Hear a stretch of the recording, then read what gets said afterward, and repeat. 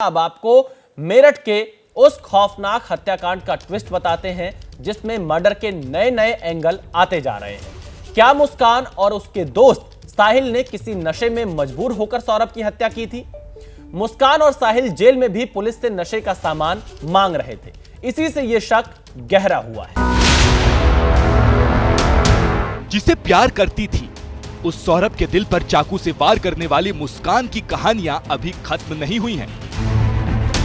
रोज नए दिल दहला देने वाले खुलासे हो रहे हैं। इस चेहरे को देखकर कोई अंदाजा नहीं लगा सकता कि ये जिस पर कभी फिदा थी उसका दिल चीरने और सिर काटने के बाद मौत का जश्न मनाएगी। मर्डर से पहले पति के साथ जन्मदिन का जश्न मनाने वाली मुस्कान खून की होली खेलने के बाद प्रेमी के साथ बेफिक्र होकर रंगों की होली खेली। ये तस्वीर बता रही है कि कत्ल करने वाले ये दोनों की मानसिक स्थिति कैसी होगी।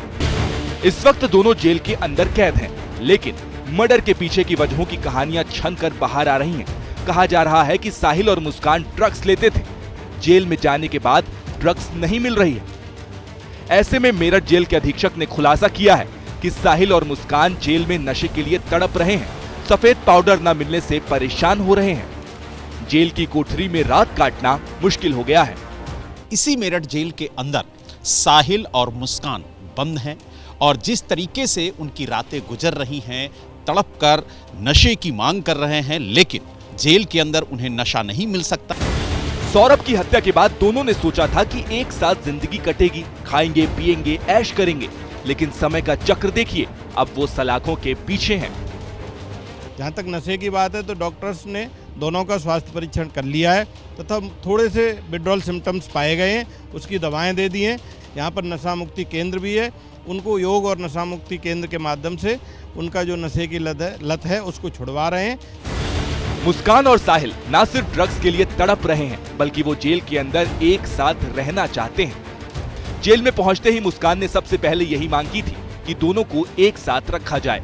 जब आई थी तो उसने ये कहा था कि हमको एक ही बैरक में रखा जाए, दोनों ने कहा था कि हमको एक ही बैरक या आसपास की बैरकों में रखा जाए, लेकिन जैसा कि सब लोग जानते हैं कि जेल के नियमों में ऐसा नहीं है। जो जेल में महिला जेल होती है, पुरुष जेल से उसका कोई संपर्क ही नहीं होता है। साहिल और मुस्कान की नींद उड़ी हुई है, सोने की कोशिश कर रहे हैं, लेकिन आंखों से नींद गायब है। जब से जेल गए हैं तब से परेशान हैं। तो दोनों चिंतित हैं, दोनों परेशान हैं और जिला कारागार के नियमों का दोनों को पालन करना पड़ रहा है। जिला कारागार की जो दैनिक चर्या है, जिसमें सुबह उठना, गिनती करना, नाश्ता, फिर खाना, फिर शाम को बंद होना बैरक में, उसका पालन करना पड़ रहा है तथा नशा मुक्ति केंद्र के माध्यम से हम लोग उनके ऊपर कड़ी नज़र रखे हुए। यानी जिस जिंदगी के लिए दोनों ने सौरभ की जान ली, वो लाइफ अब मिलने वाली नहीं है। मौत के बाद जश्न मनाने वाली मुस्कान की मुस्कान अब चली गई है, लेकिन उसकी करतूतों की कहानियां अभी बाकी है। मेरठ जेल अधीक्षक के खुलासे के बाद सवाल उठता है कि क्या ड्रग्स लेना भी हत्या की एक वजह है? यह सवाल इसलिए क्योंकि हत्या के बाद की जो तस्वीरें सामने आ रही हैं, वो इनके मनोरोगी होने या हमेशा नशे में रहने की ओर इशारा कर रही है। मनाली में शराब लाने वाला कैब ड्राइवर ने भी इस बात का खुलासा किया है कि दोनों हमेशा नशे में रहते थे।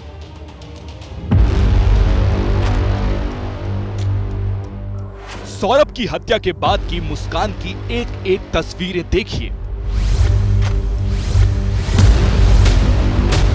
किसी का मर्डर करने के बाद अक्सर अपराधी घबराए रहते हैं, चेहरे की हवाइयां उड़ी रहती हैं, लेकिन मुस्कान की मनाली कसोल वाली तस्वीर बता रही है कि उसे कोई परवाह नहीं था।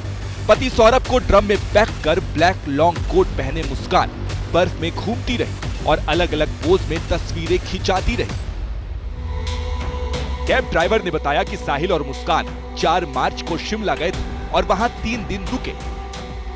शिमला के बाद कुल्लू मनाली गए, कुल्लू में बर्फ में खेले और पार्टी की। यही नहीं, शराब मंगाकर दोनों पीते थे। शिमला 3 दिनों के, फिर कुल्लू में वहाँ गए, मनाली जब बर्फ पड़ रही ही वहाँ गए। सांझ को अपना लड़का जो है, जो छोटा बांध रखा उसने, साहिल ने छोटा से बांध रखा सिर पे, वो तो रोज डेली 1 या 2 बोतल लेके जाता था रूम में। शराब पीता था? हाँ, शराब पीता था। लड़की तो मैंने जब देखा, जब मेरठ के लिए वापसी आ रहे थे, सामने से ली थी इन्होंने 3 कैन, वहाँ पी इन्होंने, लड़की ने मेरे सामने। इस बीच कोई बातचीत नहीं? नहीं, बीच में कोई बातचीत नहीं करी। 1 मिनट या 2 मिनट बात करी होंगी ना, गाड़ी में कोई कैसी बात नहीं करी। पति की डेड बॉडी ड्रम में बंद थी, और पत्नी अपने प्रेमी के साथ शिमला में केक काट रही थी। कहा जा रहा है कि ये तस्वीर 11 मार्च की है, जिस दिन मुस्कान ने अपने बॉयफ्रेंड साहिल का जन्मदिन मनाया। होटल के कमरे में ही दोनों ने बर्थडे पार्टी की थी। साहिल के लिए मुस्कान ने कैब ड्राइवर से केक मंगवाया था, जिस पर हैप्पी बर्थडे शंकर लिखवाया था। मुस्कान ने कैब ड्राइवर से केक वाली बात किसी से भी नहीं बताने को कहा था। भैया आप ना मुझे केक लेके मतलब आप केक ले आना कहीं से भी और कॉल मत करना, मुझे आप मैसेज में ही बता देना मिला या नहीं। और लाने के बाद ना आप हमारे रूम पे आ जाना और बोलना मेरा ये सामान है इसे रख लो, मैं कल सुबह ले लूंगा, बस आपको इतना कर। मुस्कान साहिल को शंकर बुलाती थी, इसलिए साहिल के बर्थडे केक पर शंकर लिखा था। मुस्कान अपने प्रेमी को वही केक खिलाती दिखी। पति की मौत और प्रेमी के जन्मदिन पर मुस्कान जमकर नाची थी और साहिल भी डीजे की धुन पर थिरकते दिखा।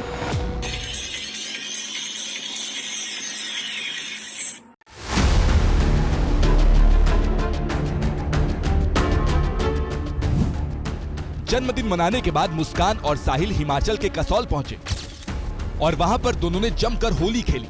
दोनों ने न सिर्फ होली खेलने का वीडियो बनाया, बल्कि साहिल ने वीडियो में विक्ट्री साइन भी दिखाया। ऐसा लग रहा है मानो दोनों ने कोई बड़ी जंग जीत ली हो।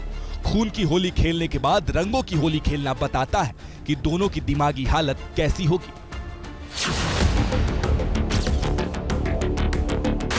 मेरठ से शिमला और कुल्लू मनाली तक इन दोनों की करतूतों का कोई साक्षी था तो वो है कैब ड्राइवर, जिसको लेकर पुलिस मामले की पड़ताल कर रही है।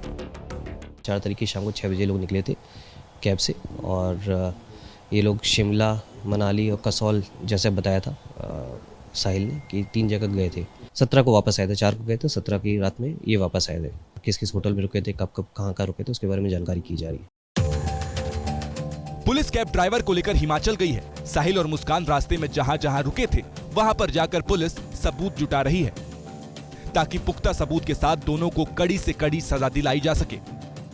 एक टीम हमने हिमाचल प्रदेश भेजी है, जहां पे ये लोग रुके थे होटल में, वहां पे पूछताछ करने के लिए पुलिस जाएगी। इसके अलावा इनके बैंक स्टेटमेंट्स, पासपोर्ट और जो भी हमें इनके डॉक्यूमेंट्स हैं इनसे रिलेटेड, इस केस से रिलेटेड, उन सभी चीज़ों को कलेक्ट किया जा रहा है। पुलिस की कई टीम जांच में जुटी है, दोनों की गतिविधियों पर रिपोर्ट बना रही है। पैसे के लेन देन से लेकर हत्या से पहले और बाद में किससे बातचीत हुई, सबकी लिस्ट तैयार कर रही है। कुछ वीडियोस वायरल हो रही हैं, वो बताया जा रहा है कि ये लोग जब मर्डर करने के बाद जब ये हिमाचल प्रदेश में गए थे वहाँ किए। इसके बारे में भी जानकारी की जा रही है। जो जब रिमांड पे लिया जाएगा उनसे भी पूछताछ की जाएगी, जो कैब ड्राइवर से भी पूछताछ की जाएगी, और अगर लगेगा कि इसे विवेचना में शामिल किया जाना चाहिए तो डेफिनेटली इसे विवेचना में शामिल कर इसे एविडेंस को कोर्ट में भी पेश किया जाएगा।